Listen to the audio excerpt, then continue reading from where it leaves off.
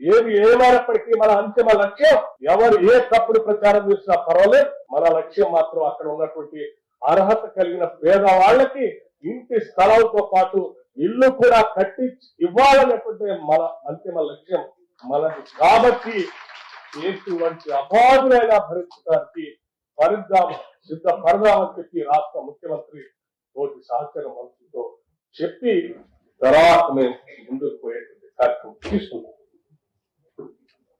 ఈరోజు ఒకసారి ఆలోచిస్తే దాదాపు 412 మందికి ఇవాళ అర్హత కలిగినటువంటి వాళ్ళందరినీ అధికారికంగా గుర్తించి రాష్ట్ర ప్రభుత్వం తరఫర భేదం లేకుండా వీళ్ళు ఏ రాజకీయ పార్టీ వాళ్ళనో లేకపోతే ప్రభుత్వాలు దూషించారనో లేకపోతే ప్రభుత్వం పైన రకరకాల మాటలు అన్నారనేటువంటి ఆలోచన కూడా లేదు. మాకున్న ఆలోచనల్లో ఒక్కటే, ఈ రాష్ట్రంలో పుట్టిన ప్రతి పేద కుటుంబం ఇల్లు కలిగి ఉండాలి.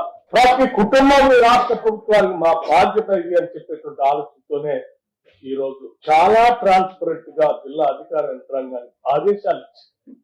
412 మంది అర్హత కలిగిన లబ్ధిదారులను గుర్తించి ఈరోజు ఒకటేసారి పట్టాలు ఇచ్చేటువంటి ఒక బృహత్తరమైన ఒక ఉన్నతమైన కార్యక్రమం ఈరోజు తీసుకొని ఈరోజు ముందుకు పోతా ఉన్నాం. నేను ఈ లబ్ధిదారులందరూ కూడా నా హృదయపూర్వక అభినందనలు తెలియజేస్తాను.